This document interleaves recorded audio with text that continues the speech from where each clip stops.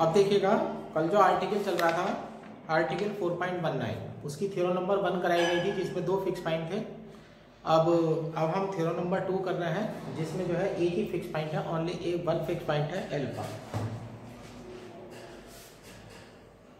Every bilinear transformation which has only fixed point alpha can be put in the form 1 upon w minus alpha is equal to 1 upon z minus alpha plus lambda। यानी कि आपकी bilinear transformation में केवल अगर एक ही fix point alpha है तो उसकी जो नॉर्मल फॉर्म बनेगी वो 1 upon w minus alpha is equal to 1 upon z minus alpha plus lambda बनेगी। लैम्डा यहाँ पर कांस्टेंट वैल्यू है। अब देखिएगा इसे प्रूफ कैसे करते हैं। प्रूफ, let bilinear transformation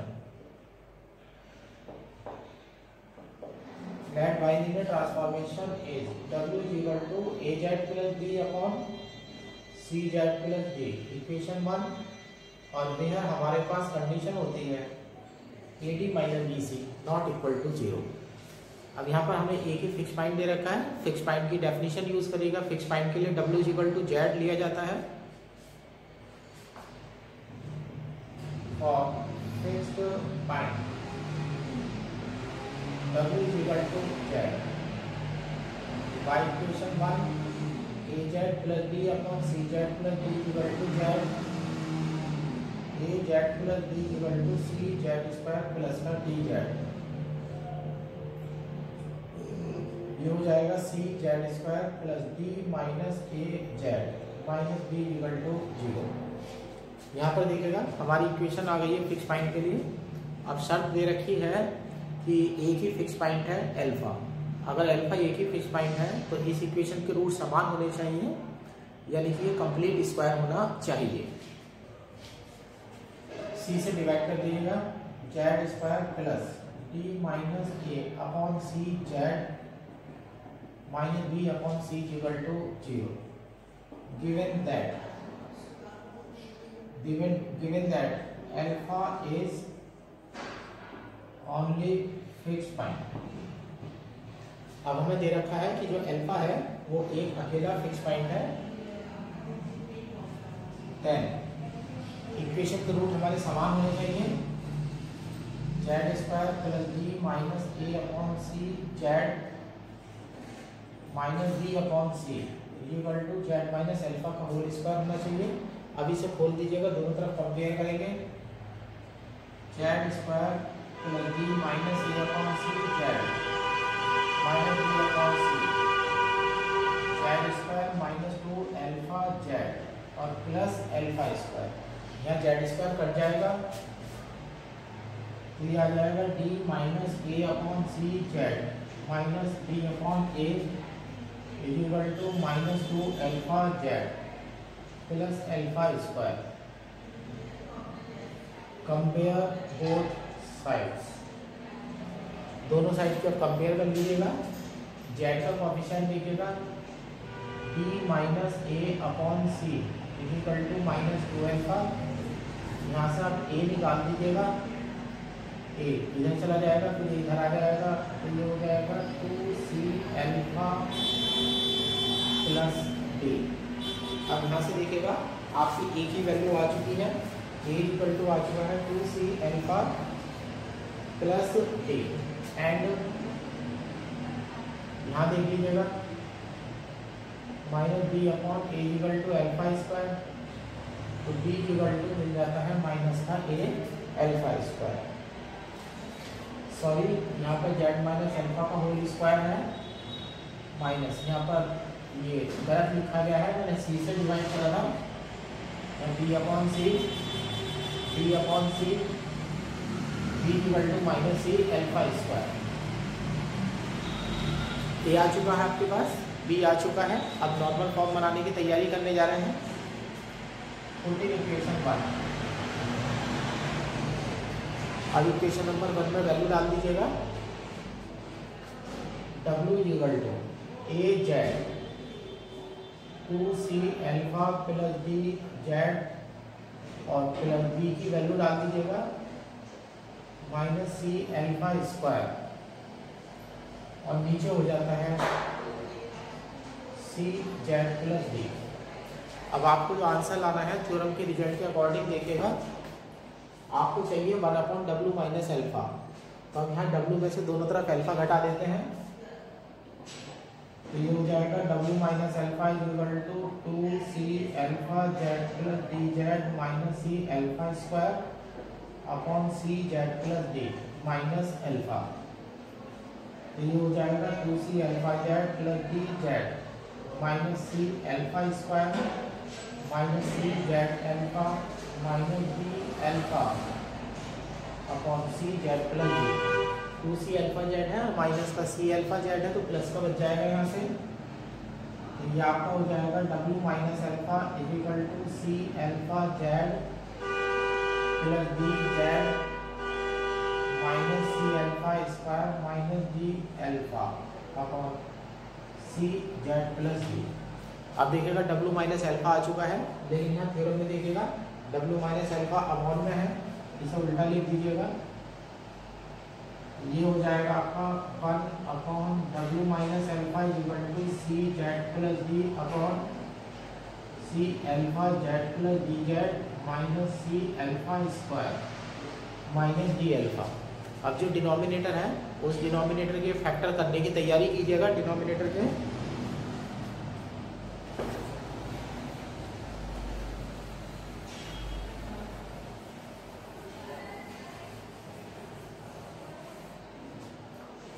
ये पद उठा लीजिएगा, ये उठा लीजिएगा और इसके साथ एक उठा लीजिएगा। 1 upon w minus alpha is equal to c Z plus d, इसे उठा लीजिएगा। सी एल्फा कॉमन हो जाएगा तो जेड माइनस एल्फा बन जाएगा, डी जेड और माइनस डी एल्फा को उठा लीजिएगा, प्लस का डी कॉमन हो जाएगा तो जेड माइनस एल्फा हो जाएगा। ये सी जेड प्लस डी अपॉन आ गया Z minus alpha C alpha plus d. अब 1 अपॉन w माइनस एल्फा तो हम बना चुके हैं, अब राइट हैंड साइड में हमें बनाना है 1 अपॉन जेड माइनस एल्फा। अब देखिएगा यहाँ पर जेड माइनस एल्फा बन चुका है, यहाँ पर सी एल्फा प्लस कर दीजिएगा, सी एल्फा माइनस कर दीजिएगा। ये कर लेते हैं सी जेड माइनस सी alpha plus C alpha plus D upon Z minus alpha C alpha plus D. तो ये हो जाता है आपका 1 अपॉन w माइनस एल्फा, इसे डिवाइड कर देंगे, c कॉमन आ जाएगा, z minus alpha upon z minus alpha C alpha plus D, और यहाँ हो जाएगा C alpha plus D upon z minus alpha C alpha plus D. ये टर्म कट जाती है, z माइनस एल्फा भी कट जाता है, तो ये बनेगा तुम्हारा 1 upon w minus alpha is equal to c upon C alpha plus D, और यहाँ हो जाता है 1 upon Z minus alpha. Let कर लीजिएगा c upon C alpha plus d is equal to lambda. तो आपका रिजल्ट तैयार हो जाता है 1 upon w minus alpha is equal to 1 upon Z minus alpha और प्लस लैम्डा। इस तरह से देखिएगा थ्योरम नंबर 2 का रिजल्ट जो है वो प्रूव हो जाता है। मैं थ्योरम नंबर 3 की तैयारी करता हूँ। अब देखिएगा थर्ड थ्योरम है। थर्ड थ्योरम में जो है एक फिक्स पॉइंट अल्फा होगा और दूसरा फिक्स पॉइंट जो है वो इन्फिनिटी होगा। ये तीसरा वाला केस है। To find the normal form of a bilinear transformation which has one fix point alpha and the other fix point is infinity. अब हमें नॉर्मल फॉर्म निकालनी है, जबकि शर्त ये दे रखी है कि जो एक फिक्स पॉइंट है वो अल्फा है और दूसरा फिक्स पॉइंट जो है वो इन्फिनिटी पर है। ये सबसे सिंपल आर्टिकल है। तो let bilinear transformation is w is equal to az plus b upon cz plus d where a is not equal to 0। Bilinear transformation आ चुकी है, डिटरमिनेंट के लिए शर्त लग चुकी है कि AD माइनस BC जो है वो 0 नहीं होना चाहिए। अब कंडीशन अप्लाई करने चल रहा है। Since fixed points are alpha comma infinite, then c is equal to 0, a not equal to b। अब हमने पीछे वाले आर्टिकल की कंडीशन लगा दी है कि अगर फिक्स पॉइंट अल्फा आ रहा है, इनफाइनाइट आ रहा है, तो जो c की वैल्यू होगी वो 0 होनी चाहिए, a और d जो है वो इक्वल नहीं होने चाहिए। अब यहाँ से आपको कंडीशन मिलती है w equal to a z plus b upon d, ये हो जाता है w equal to a upon d z plus b upon d. इसे इक्वेशन नंबर 1 डाल दीजिएगा। Since alpha is fixed point, अब अल्फा फिक्स पॉइंट है, डेफिनेशन यूज कर लीजिएगा। फिक्स पॉइंट तब आता है जब आप w इक्वल टू जेड रखते हैं और उसकी जो वैल्यू आ रही है फिक्स पॉइंट की अल्फा आ रही है, तो w की वैल्यू भी अल्फा हो जाएगी और z की वैल्यू भी जो है वो अल्फा हो जाएगी। और since alpha is fix point, so w is equal to z is equal to alpha, यहाँ रख दीजिएगा value. Alpha is equal to a upon b alpha plus b upon a, equation 2। Equation 1 में से equation 2 को minus कर दीजिएगा। w minus alpha is equal to a upon b, z minus alpha, let कर दीजिएगा, lambda is equal to a upon d। आपका formula बन जाता है w minus alpha is equal to lambda z minus alpha. अब देखिएगा जब fix point एक अल्फा होता है, इनफाइनाइट होता है, तो आपकी नॉर्मल फॉर्म बन जाती है w minus alpha is equal to lambda z minus alpha. अब यहाँ पर एक नोट पॉइंट डाल देते हैं। Note, if infinity is only fix point,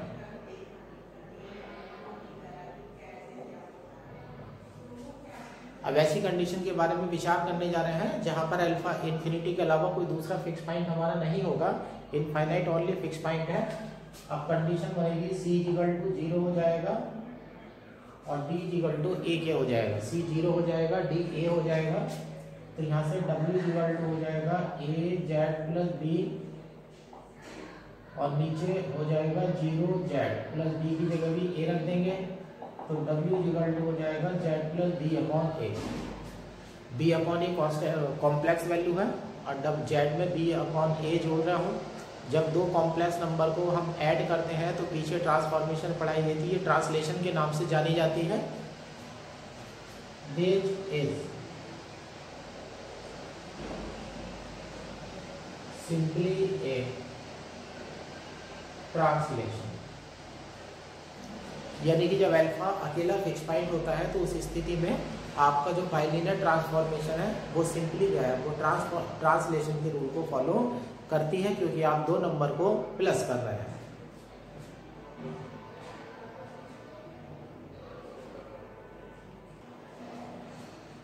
अब देखिएगा ये पीछे जो एक आर्टिकल रह गया था 4.16 में bilinear transformation can be considered as a combination of elementary transformation. अब हम यहाँ से प्रूव करके दिखाने वाले हैं कि जो बाइलिनियर ट्रांसफॉर्मेशन होती है वो किस तरह से एलिमेंट्री ट्रांसफॉर्मेशन के कॉम्बिनेशन से प्राप्त हुई है। एलिमेंट्री ट्रांसफॉर्मेशन आपका टॉपिक हो चुका है। अब यहाँ देखिएगा W equal to bilinear transformation है आपकी AZ plus B upon CZ plus D और कंडीशन है AD minus BC is not equal to 0। अभी जो पीछे एलिमेंट्री ट्रांसफॉर्मेशन पढ़ाई गई थी उसमें एक ट्रांसलेशन थी, एक मैग्निफिकेशन एंड रोटेशन थी और तीसरी ट्रांसफॉर्मेशन थी उसमें inversion with respect to real axis and unit circle. अब उसमें धीरे धीरे हम इसे तोड़ने जा रहे हैं। अब W इक्वल टू यहाँ पर Z को अकेला छोड़ दीजिएगा, ऊपर से A कॉमन ले लीजिएगा, नीचे से C कॉमन ले लीजिएगा, तो A अपॉन C बाहर आ जाता है। अब जो डिनोमिनेटर है उसको न्यूमरेटर में बना लीजिएगा, D अपॉन C प्लस करके D अपॉन C माइनस कर दीजिएगा। अब इन्हें दोनों को अलग अलग डिवाइड कर दीजिएगा, बाहर से A अपॉन C ले आइएगा। अब इस वाली वैल्यू को दीजिएगा यहाँ पर W equal to A upon C plus BC minus AD upon C square into 1 upon Z plus D upon C है। अब देखिएगा सबसे पहले ट्रांसफॉर्मेशन में आपके Z होता है, Z में जब D अपॉन C जोड़ते हैं तो D अपॉन C जो है वो कॉम्प्लेक्स नंबर है, तो Z plus D upon C जो है वो आपका हो जाएगा ट्रांसलेशन। ये ट्रांसलेशन हो जाएगा। जब 1 अपॉन कॉम्प्लेक्स नंबर करते हैं तो inversion with respect to real axis and unit circle बनता है। फिर उस कॉम्प्लेक्स नंबर से अगर मल्टीप्लाई करते हैं तो वो कहलाता है मैग्निफिकेशन एंड रोटेशन। फिर जब कॉम्प्लेक्स नंबर को जोड़ते हैं तो वो दोबारा से ट्रांसलेशन बन जाता है। इस तरह से आपकी जो बाइलिनियर ट्रांसफॉर्मेशन है वो 4 प्रकार के 4 बार एलिमेंट्री ट्रांसफॉर्मेशन से बनी है। अब सबसे पहले देखिएगा यहाँ पर z प्लस डी अपॉन सी है, z प्लस डी अपॉन सी को आप t मान लीजिएगा। अब ये डिनोमिनेटर वाली जो वैल्यू है t है, अब वैल्यू बन जाती है 1 अपॉन टी। 1 अपॉन टी को आप टेस्ला मान लीजिएगा। अब ये पूरी वैल्यू टेस्ला बन चुकी है। टेस्ला में कॉम्प्लेक्स क्वांटिटी मल्टीप्लाई कर रही है bc माइनस AD अपॉन सी स्क्वायर। इसे आप ईटा कंसीडर कर लीजिएगा। Eta is equal to bc minus AD upon C square into Tesla, और यहाँ w is equal to a upon c plus eta. अब ये 4 चीजें आपने ली हैं, चारों चीजों को अलग अलग लिख दीजिएगा। सबसे पहले देखिएगा z plus D upon c is equal to t है, ये आपकी ट्रांसलेशन से रिप्रेजेंट हो रही है। कॉम्प्लेक्स नंबर पे दूसरा कॉम्प्लेक्स नंबर आप जोड़ते हैं तो वो एलिमेंट्री ट्रांसफॉर्मेशन जो है वो ट्रांसलेशन होती है। फिर दूसरी ट्रांसफॉर्मेशन में देखिएगा 1 अपॉन टी है, 1 upon T inversion in real axis and unit circle. ये टेस्ला is equal to 1 upon T हो गया। फिर टेस्ला में bc माइनस AD अपॉन सी स्क्वायर की मल्टीप्लाई कर रहे हैं। दो कॉम्प्लेक्स नंबर की मल्टीप्लाई मैग्निफिकेशन एंड रोटेशन के नाम से जानी जाती है। अब ये हो गया magnification and rotation. Tesla is equal to bc minus AD upon C square into Tesla. फिर अब टेस्ला की मल्टीप्लाई हो गई है और ईटा बन चुका है आपके पास। अब ईटा में a अपॉन सी आप ऐड कर रहे हैं। दो कॉम्प्लेक्स नंबर जब ऐड होते हैं तो वो ट्रांसलेशन बनता है। अब ये ट्रांसलेशन हो जाता है w is equal to a upon c plus eta. तो इस प्रकार से जो बाइलिनियर ट्रांसफॉर्मेशन बनी वो ऐसे बनी। पहले आपके पास एक वेरिएबल z था, उस z में ट्रांसलेशन हुआ। ट्रांसलेशन के बाद inversion with respect to real axis and unit circle हुआ। उसके बाद मैग्निफिकेशन एंड रोटेशन हुआ, और उसके बाद फिर चौथे नंबर पर आपका ट्रांसलेशन हुआ। और इन 4 कॉम्बिनेशन से आपकी बाइलिनियर ट्रांसफॉर्मेशन प्राप्त हो जाती है। इस प्रकार से आप बाइलिनियर ट्रांसफॉर्मेशन को अलग अलग एलिमेंट्री ट्रांसफॉर्मेशन के कॉम्बिनेशन से रिप्रेजेंट कर सकते हैं।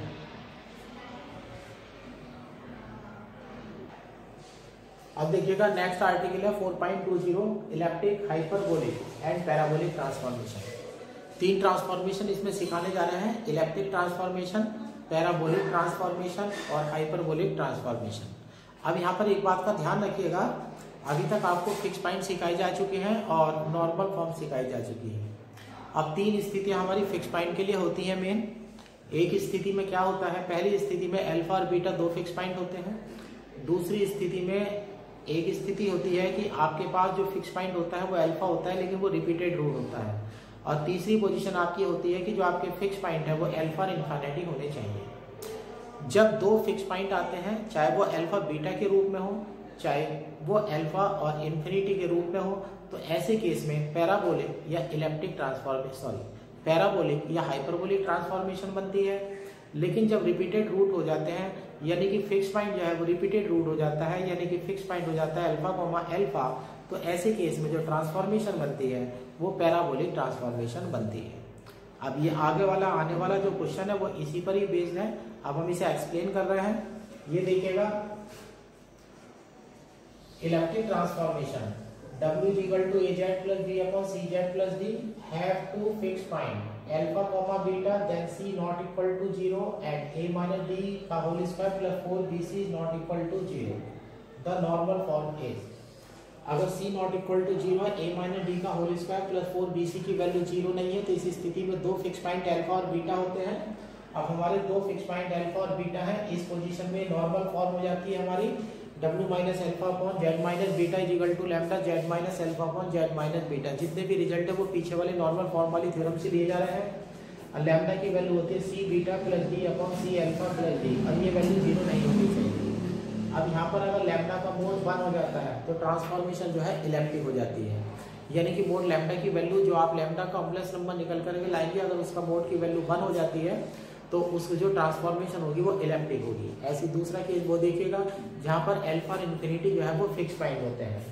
If C is equal to 0 and A minus D का whole square plus 4BC is equal to 0, then alpha comma infinite is fixed point. Normal form is W minus alpha is equal to lambda Z minus alpha, where lambda is equal to A upon D है। फिर वही case है, mode lambda की value अगर 1 हो जाती है तो ट्रांसफॉर्मेशन आपकी इलेप्टिक होती है, ठीक है ना। अब इसके बाद दूसरा आता है हाइपरबोलिक ट्रांसफॉर्मेशन। इलिप्टिक ट्रांसफॉर्मेशन और हाइपरबोलिक ट्रांसफॉर्मेशन का केस दोनों का एक ही होता है। जो थ्योरी इलिप्टिक की है वही थ्योरी जो है हाइपरबोलिक की है। दोनों में फर्क यह है, लैम्डा जब आ जाएगा तो उसके बाद आपको पता लगेगा कि वो ट्रांसफॉर्मेशन कौन सी है। जब आपका लैम्डा आ जाता है तो लैम्डा का अगर मोड 1 हो जाता है तो वो हाइपरबोलिक इलिप्टिक ट्रांसफॉर्मेशन हो जाती है। लेकिन अगर आपका इन अवर केस, देखिए यहाँ लिखा हुआ इन अवर केस, ऊपर वाले केस में आर्गुमेंट लैम्डा अगर 0 हो जाता है, यानी कि आर्गुमेंट लैम्डा यानी कि tan inverse imaginary part upon real part अगर 0 हो जाता है तो वो कहलाती है आपकी हाइपरबोलिक ट्रांसफॉर्मेशन। तो इलिप्टिक ट्रांसफॉर्मेशन और हाइपरबोलिक ट्रांसफॉर्मेशन दोनों का करने का तरीका एक ही है। ये वैल्यू तब पता चलेगी जब लैम्डा आ जाएगा। अगर लैम्डा की मोड की वैल्यू 1 हो रही है तो वो इलिप्टिक ट्रांसफॉर्मेशन बन जाएगी, और अगर लैम्डा का आर्गुमेंट 0 है तो वो हाइपरबोलिक ट्रांसफॉर्मेशन बन जाएगी। पैराबोलिक ट्रांसफॉर्मेशन जो है इन दोनों से अलग रखी गई है। पैराबोलिक ट्रांसफॉर्मेशन तब बनती है जब आपके जो फिक्स पॉइंट हैं वो रिपीटेड रूट्स की तरह से हो जाते हैं। यहाँ देखिएगा, एक fix point is repeated root, then transformation is parabolic। और इस तरह से जो है आपकी पैराबोलिक ट्रांसफॉर्मेशन तैयार हो जाती है। आइए इस पर बेस कुछ क्वेश्चन देखते हैं जो कि बहुत इंपॉर्टेंट होते हैं।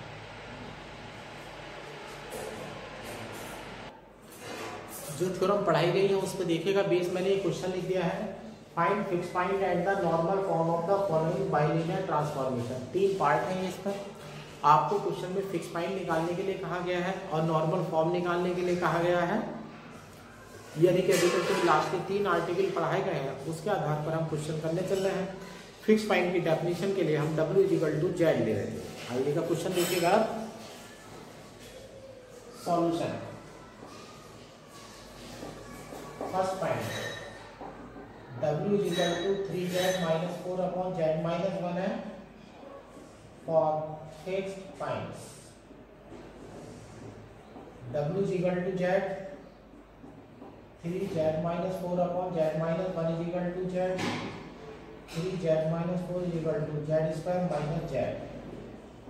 तो Z² - 4Z + 4 = 0, Z - 2 का होल स्क्वायर = 0, Z = 2, 2। देखेगा रूट रिपीट हो चुके हैं, रूट यहाँ पर रिपीट हो चुके हैं। तो ये थ्योरम नंबर 2 जो इस वीडियो की स्टार्टिंग में बताई गई थी, वहाँ पर जो फिक्स पॉइंट था वो सिर्फ अल्फा ही था। यहाँ पर 2 जो है रिपीटेड रूट है, 2 इज ओनली फिक्स पॉइंट। और जब रूट सेम हो जाते हैं तो पैराबोलिक ट्रांसफॉर्मेशन बन जाती है।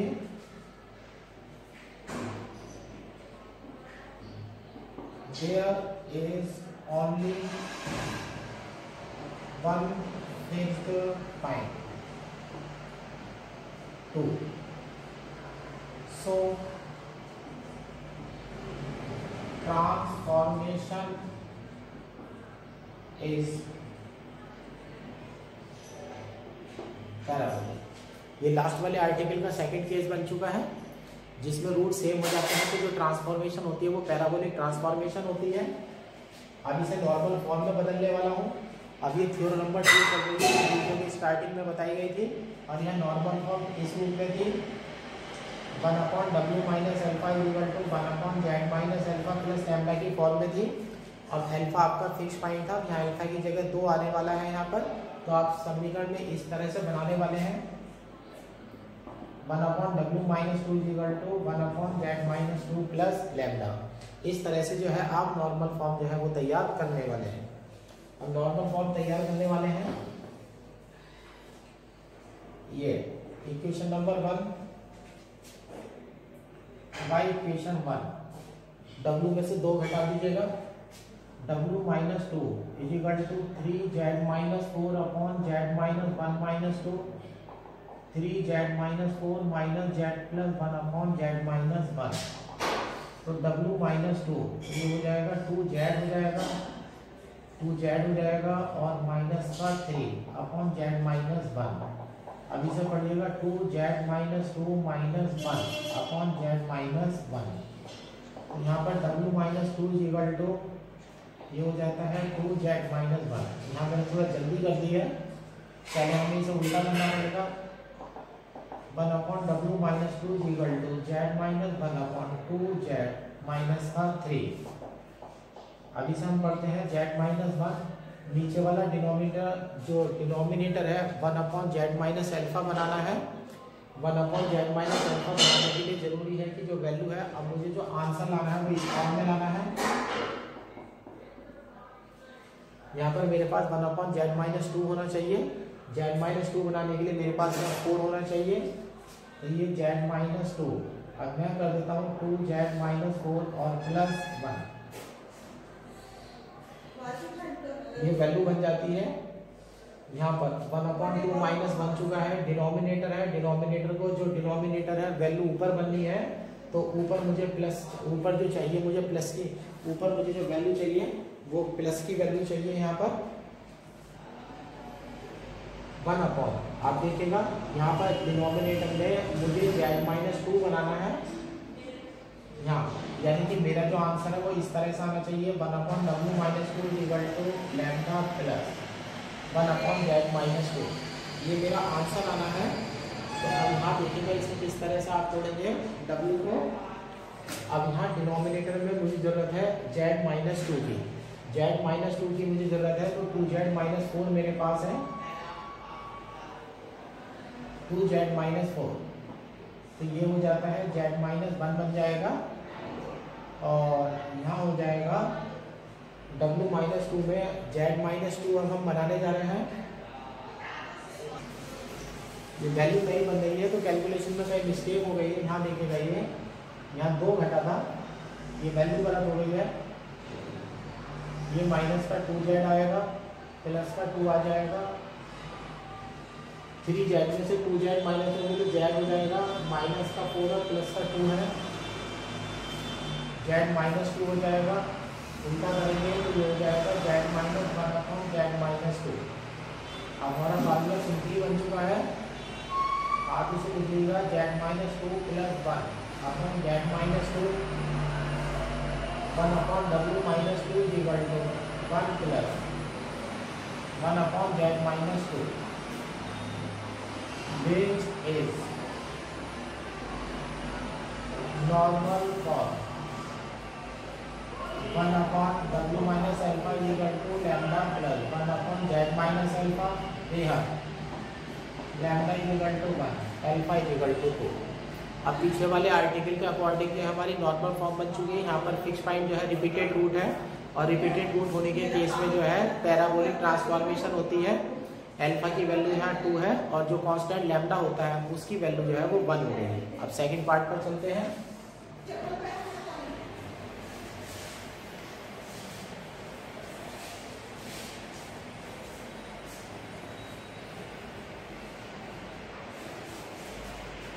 ये आ जाइएगा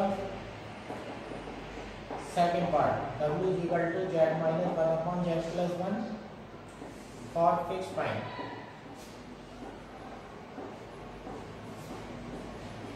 w equal to z minus 1/z plus 1 equal to z minus 1 square z square plus z,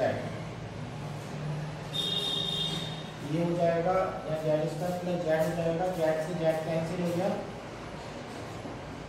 z square equal to -1 z equal to plus minus under root -1 z equal to plus minus i। ध्यान से देखिएगा, सबसे पहला case बन रहा है जो last वाली वीडियो में सबसे लास्ट में सिखाया गया था। यहाँ पर 2 फिक्स पॉइंट आ गए हैं आपके, एक i आ गया है, एक माइनस का i आ गया है। ऐसे केस में जो नॉर्मल फॉर्म बनती है वो w minus alpha upon w minus beta होती है। अब मैं वही बनाने जा रहा हूँ। यहाँ fixed points are z equal to i comma minus i।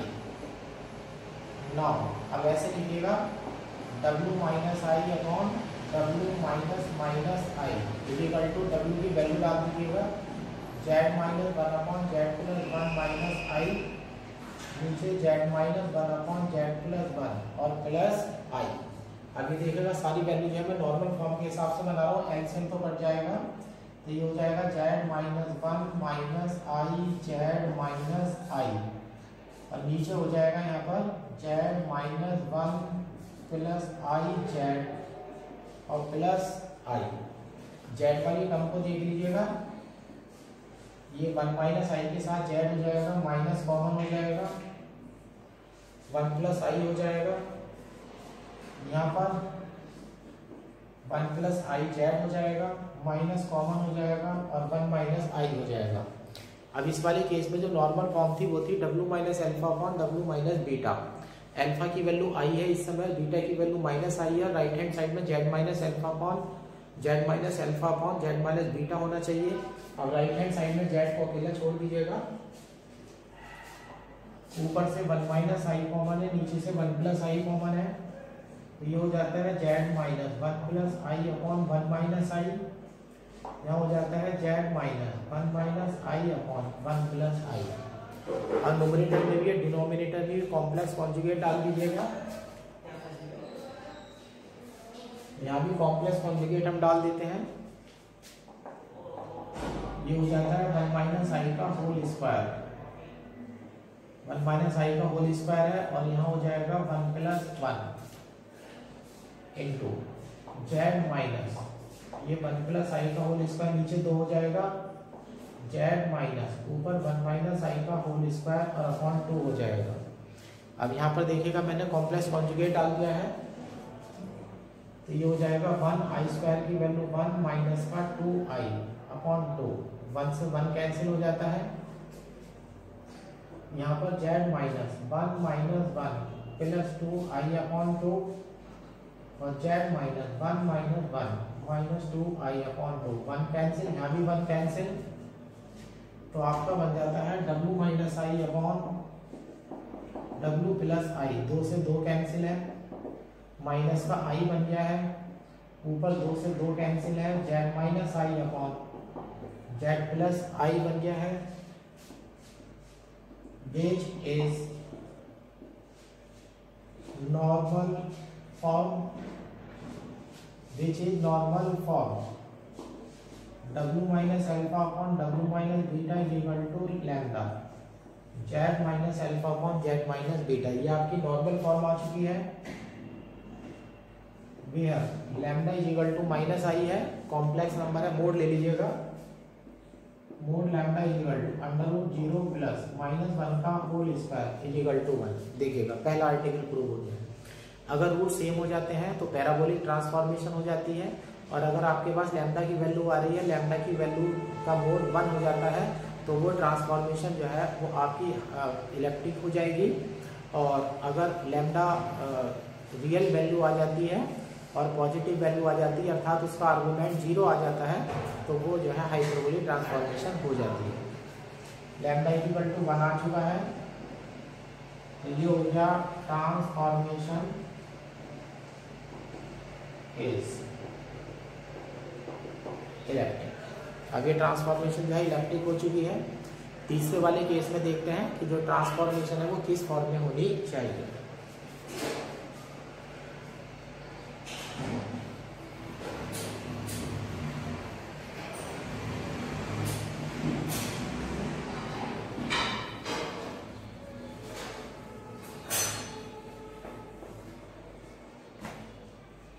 ये ले लेते हैं थर्ड केस,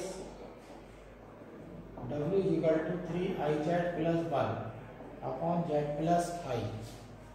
ये ले लीजिएगा आप, कंडीशन लगाइएगा for fixed points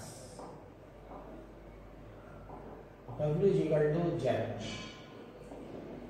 3iz plus 1 upon z plus i is equal to z 3iz plus 1 equal to z square plus i z, z square 3i z है, यहाँ i जेड है, ये हो जाता है प्लस का 2i जेड, सॉरी माइनस का 2i Z हो जाएगा, और प्लस 1 की जगह माइनस 1 इक्वल टू 0 हो जाएगा।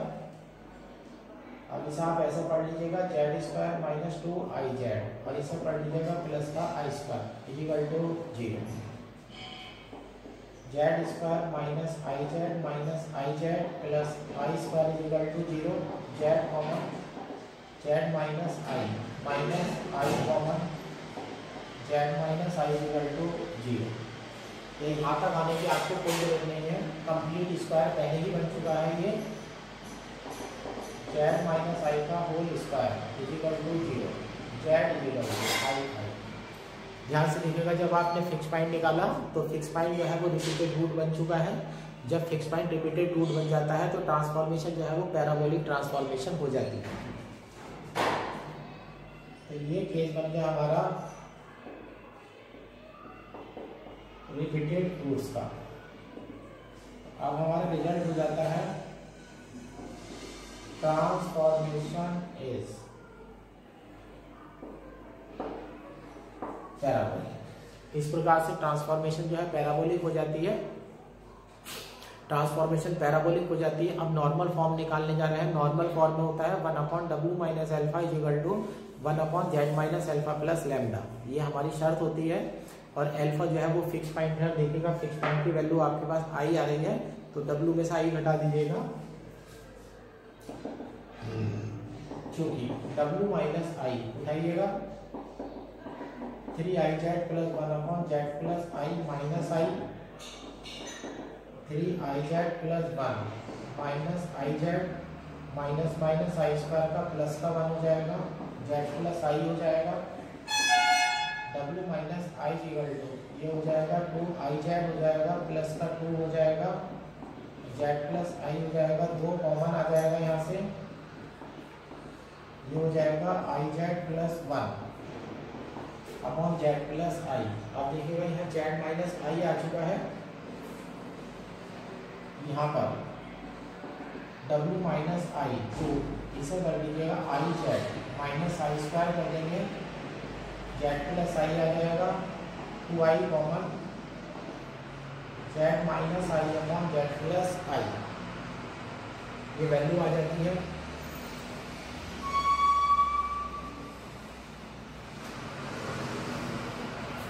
अब इसे नॉर्मल फॉर्म बनाने की मैं तैयारी कर रहा हूँ। 1/w माइनस आई है, तो ये 1/2i हो जाएगा, z प्लस आई अपॉन z माइनस आई। अब z माइनस आई को नीचे छोड़ना है,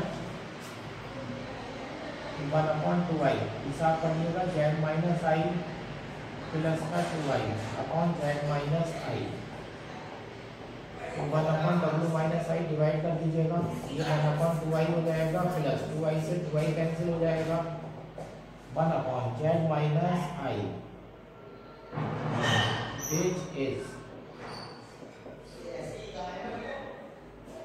which is normal form 1/w minus alpha is equal to lambda plus 1/z minus alpha। ये आपकी पैराबोलिक ट्रांसफॉर्मेशन की नॉर्मल फॉर्म आ चुकी है। इलेप्टिक का भी केस हो चुका है और पैराबोलिक का भी केस हो चुका है, हाइपरबोलिक का केस नहीं आया है। अब यहाँ पर इसका क्वेश्चन नहीं दे रखा है, तो आप ये नोट लिख लीजिएगा, if fixed points are alpha comma beta और alpha comma infinite, जो केस इलेप्टिक के होते हैं वही केस जो है हाइपरबोलिक के भी वही होते हैं। पैराबोलिक का केस सबका अलग होता है, वो तो रिपीटेड रूट का है, और ये 2 डिफरेंट रूट का केस या तो इलेप्टिक में चला जाएगा या फिर हाइपरबोलिक में चला जाएगा, है ना। तो ऐसे लिख देता हूँ, do as in case of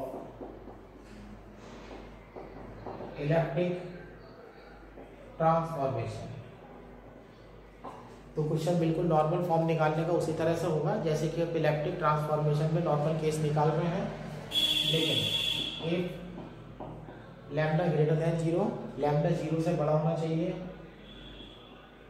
and real, और रियल होना चाहिए, यानी कि जो लैम्डा निकल कर आएगा वो अगर पॉजिटिव और रियल वैल्यू आ जाती है, तो ऐसे केस में argument lambda is equal to हो जाता है tan inverse imaginary part 0 upon real part, तो वैल्यू 0 आ जाएगी,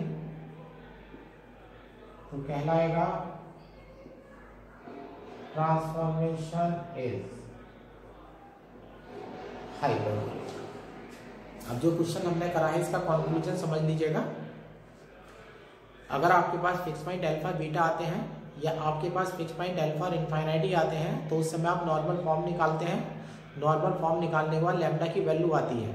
अगर लैम्डा की वैल्यू का मोड जो है वो 1 हो जाता है, तो आप ट्रांसफॉर्मेशन को इलेप्टिक नाम देते हैं, और ये लैम्डा अगर पॉजिटिव रियल वैल्यू होती है तो आर्गुमेंट 0 होता है, तो ट्रांसफॉर्मेशन को आप हाइपरबोलिक नाम देते हैं। लेकिन जब फिक्स पॉइंट, एक ही फिक्स पॉइंट रिपीटेड रूट का केस बन जाता है, तो ऐसे केस में जो ट्रांसफॉर्मेशन होती है वो पैराबोलिक ट्रांसफॉर्मेशन के नाम से जानी जाती है।